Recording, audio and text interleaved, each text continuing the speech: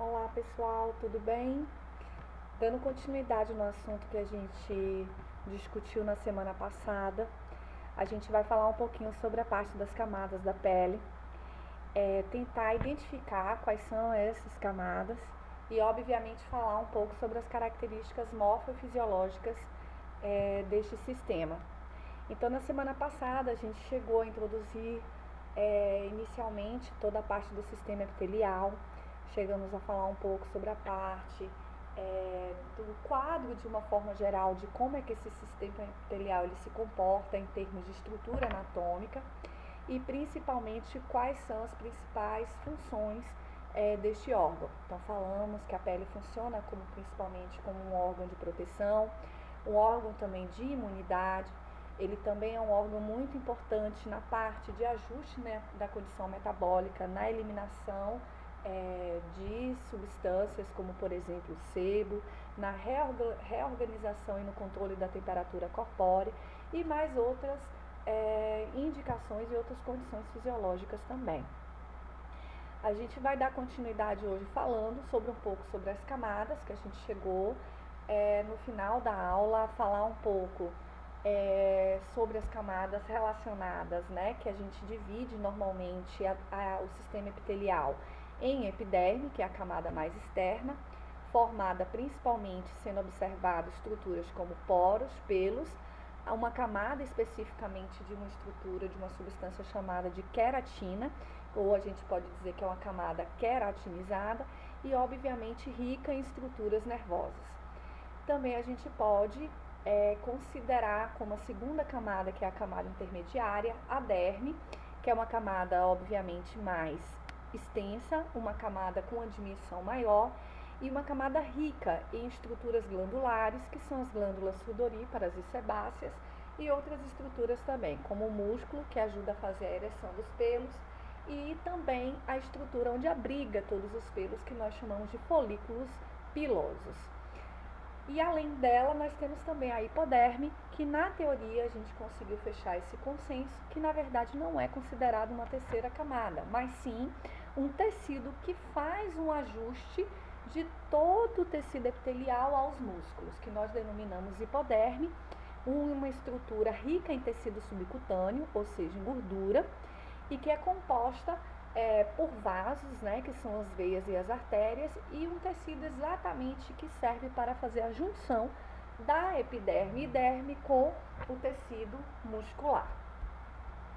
Então a gente chegou a falar um pouco também sobre as principais camadas dentro de uma visão histológica, em que a gente conseguiu identificar nesse slide aqui uma lâmina, identificando exatamente as três camadas, em que a gente viu a camada mais superficial sendo a camada da epiderme,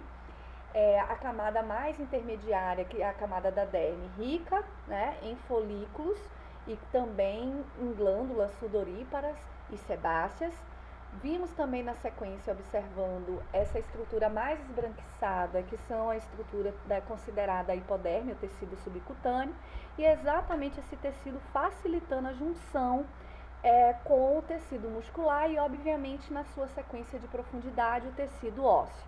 Então, a gente consegue observar as três camadas, especificamente da pele, a epiderme e derme, e na sequência o tecido subcutâneo, chamado também de hipoderme, que é exatamente o tecido gorduroso que ajuda na junção com os tecidos mais profundos do corpo humano.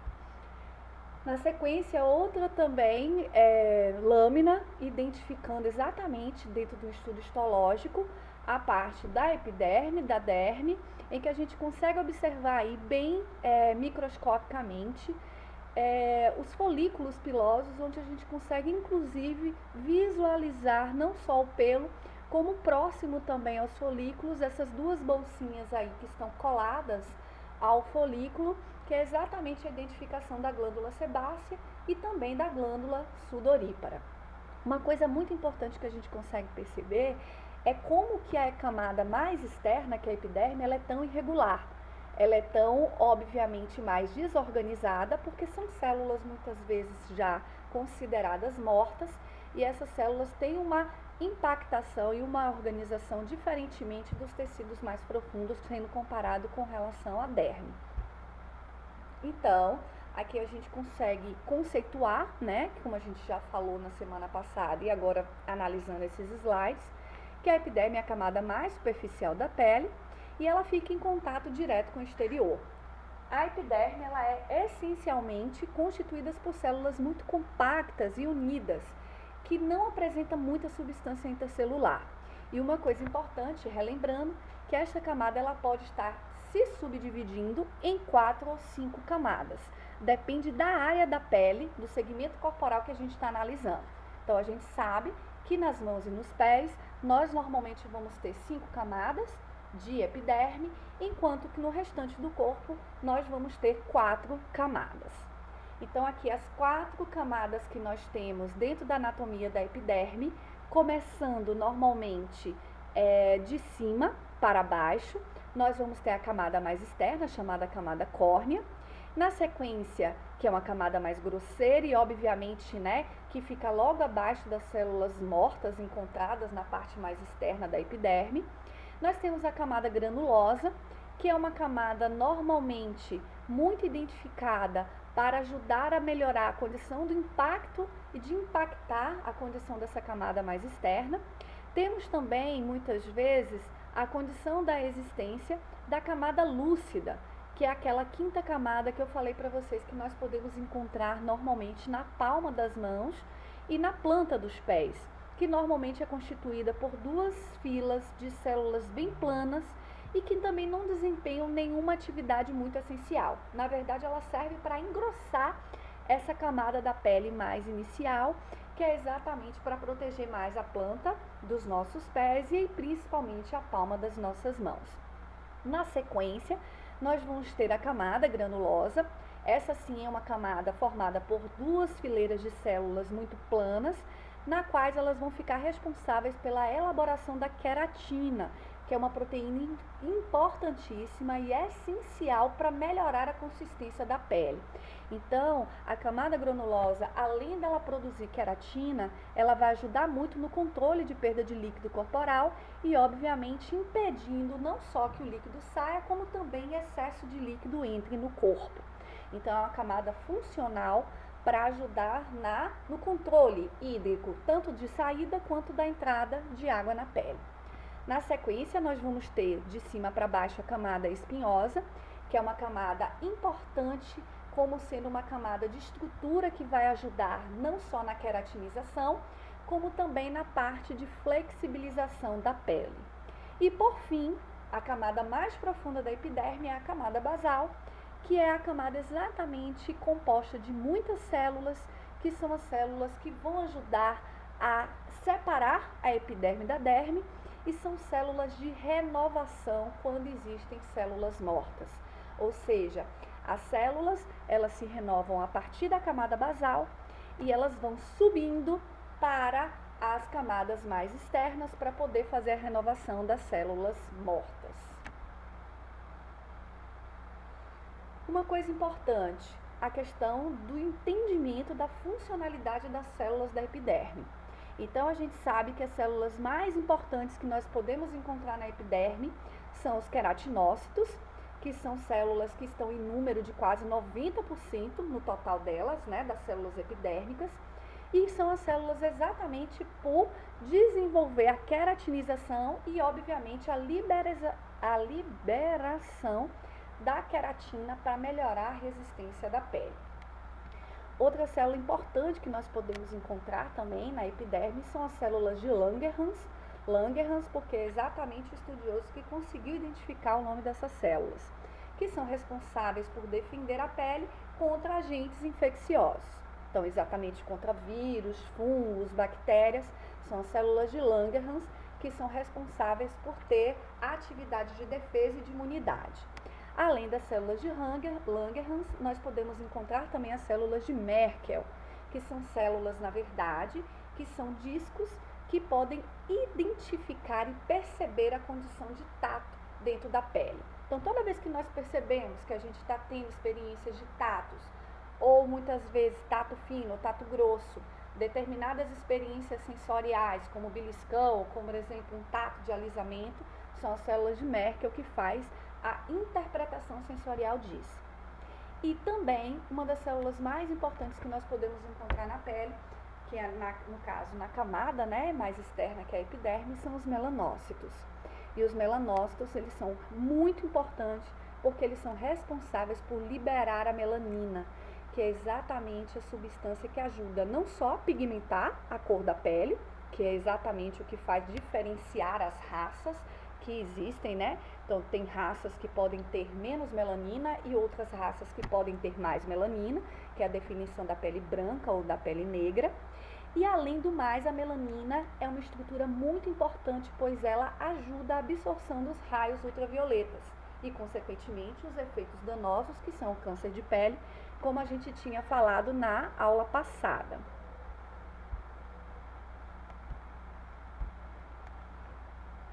Então, os melanócitos são estruturas,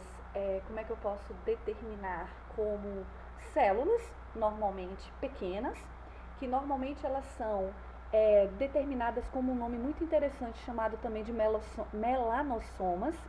e normalmente são células que fabricam a melanina, que é uma substância muito importante por não só pigmentar a pele, como a gente já tinha falado, como também por ajudar na absorção dos raios ultravioletas. Ou seja, quanto mais a pele é rica em melanócitos, mais ela libera melanina e mais é uma pele predisponente a enfrentar os raios ultravioletas.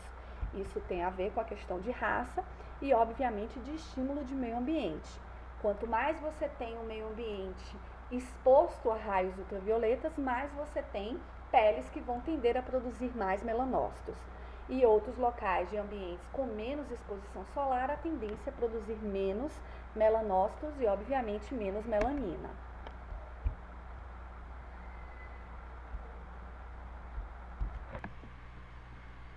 Dentre os principais anexos que nós podemos observar na epiderme, nós podemos ter as unhas, que são anexos ricos em queratina, que dão exatamente o caráter de proteção a esse anexo, pelos, que também são anexos que podem ajudar na proteção do nosso corpo, glândulas sudoríparas, que produzem basicamente a eliminação, né, de água e, obviamente, a evaporação, que nós podemos denominar suor, que tem a ver com o controle térmico, que é o controle de temperatura, glândulas sebáceas, que normalmente são glândulas que ajudam a produzir uma quantidade maior de equilíbrio de óleo que pode existir dentro da pele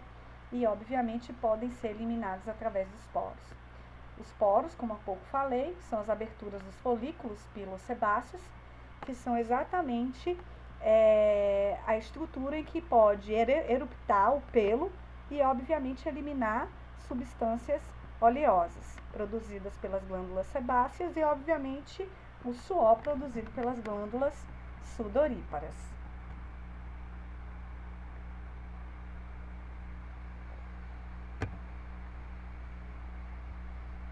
Além, né, desses órgãos, dando continuidade, a gente também tem a pele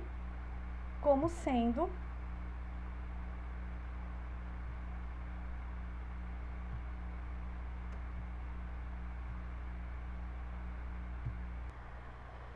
Dando continuidade, nós temos a segunda camada, conhecida também como derme,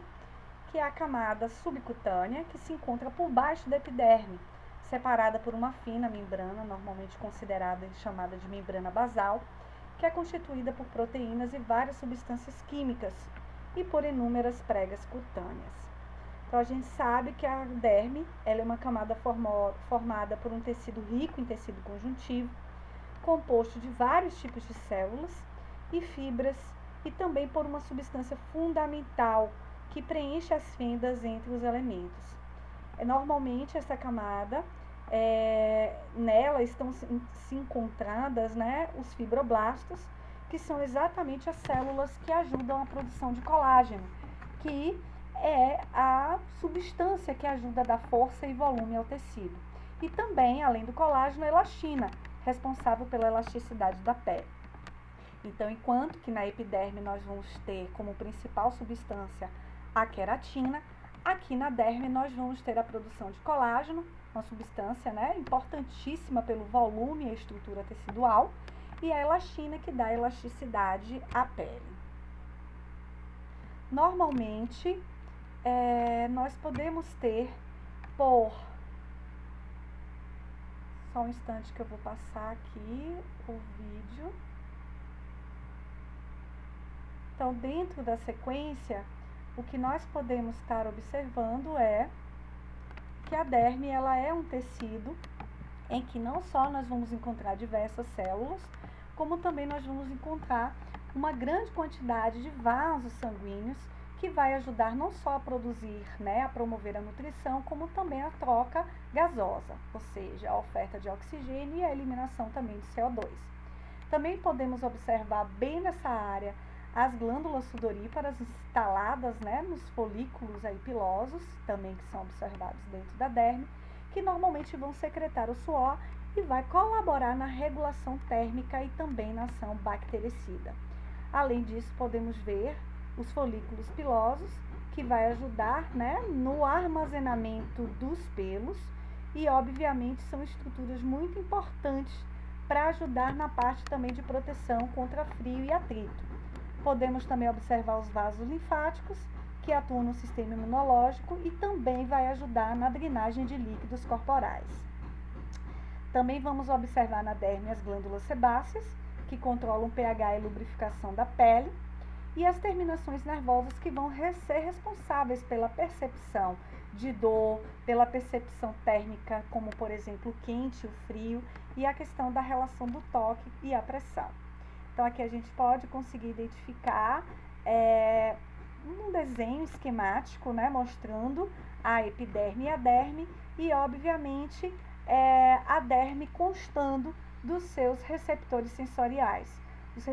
receptores que, no geral, conseguem identificar diferenças de pressão, que podem ser pressão leve, pressão profunda, diferentes noções de temperatura, que pode ser quente, frio, mudança de temperatura, e outras experiências sensoriais também. Por fim, nós temos a hipoderme, que é o tecido, na verdade, não considerado como sendo a terceira camada, mas sim um tecido basicamente formado por células de gordura que ajudam a juntar, ou seja, a fazer a união do tecido epitelial aos tecidos mais profundos do corpo. Então, a hipoderme ela é muito conhecida como tecido subcutâneo, que é uma espessura que pode variar de acordo com o sexo, de acordo com a capacidade física e a conformação corporal de cada um. E é exatamente como eu falei, a estrutura que ajuda a apoiar a epiderme e a derme ao restante do corpo. Tem a função básica de manutenção de temperatura, assim como também o ajuste de acúmulo de energia para ajudar no desempenho das funções biológicas do corpo humano. Não podemos deixar de pensar que a pele é um dos órgãos mais importantes obviamente, de proteção de tecidos mais profundos, e a gente sabe que, por isso, é um dos tecidos que estão mais sujeitos a tipos de lesões, tá? Lesões que podem ser as mais variadas, desde lesões específicas que podem acontecer como a condição de feridas decorrentes de infecções bacterianas, ou por conta com relação a acidentes, ou por conta em relação a determinado tipo de ocorrência ou de determinadas condições de doenças associadas. Então, a gente sabe que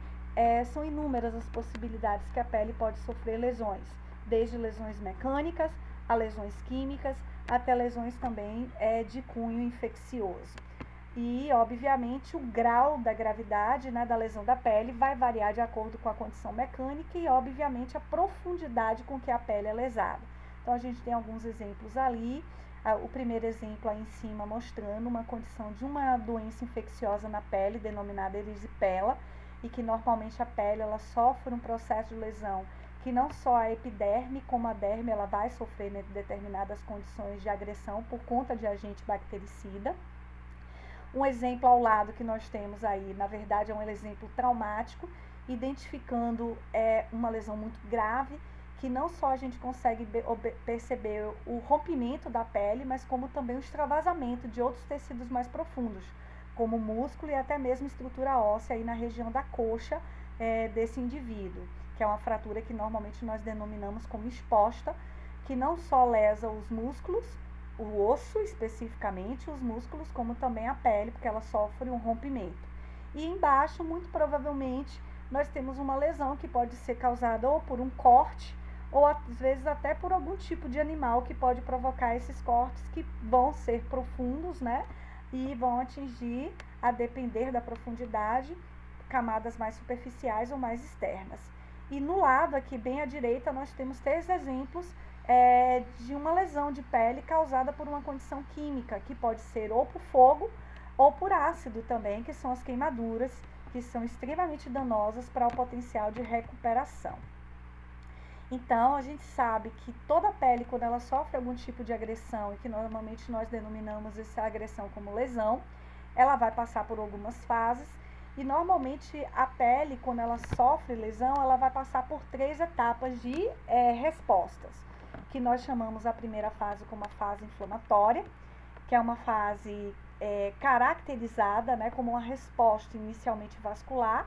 em que vai acontecer, na verdade, a formação de vários coágulos de sangue na região, porque as células sanguíneas são as células que vão para a área exatamente fazer a liberação de determinadas estruturas, como por exemplo, as estruturas celulares chamadas plaquetas, que é exatamente essas células que vão ajudar a diminuir ou parar o sangramento do tecido, favorecendo o acúmulo de células de defesa, em que, associadas às plaquetas, nós vamos ter também células como os neutrófilos, monócitos e macrófagos, que vão atuar na limpeza da área, defendendo, né, a área contra micro-organismos e eliminando corpos estranhos e tecidos necrosados ali da região, tá? Uma coisa importante, que enquanto existe essa luta das células de defesa, né, e que é exatamente essa resposta inflamatória, logo abaixo dessa defesa nós vamos ter um coágulo, que vai ajudar exatamente a liberação de novas células dérmicas, denominadas exatamente por fibroblastos, que darão origem a um tecido de granulação que vai futuramente preencher o local e fazer o processo de fechamento dessa perda tecidual. A outra fase, na sequência, é a fase de proliferação, que é a fase em que ocorre o crescimento de células epiteliais. Então, depois que aconteceu a limpeza, a defesa da área, a defesa e a limpeza da área, novas células epiteliais, elas vão começar a se desenvolver aleatoriamente, e essas células, elas vão começar a desenvolver estruturas e formação de substâncias, que são o colágeno, que vai depositar-se no local lesado, onde vai ocorrer também a formação de vasos sanguíneos. Esse processo ele vai iniciar nas primeiras 24 horas, exatamente do período que aconteceu a lesão. E, por fim, a fase de maturação,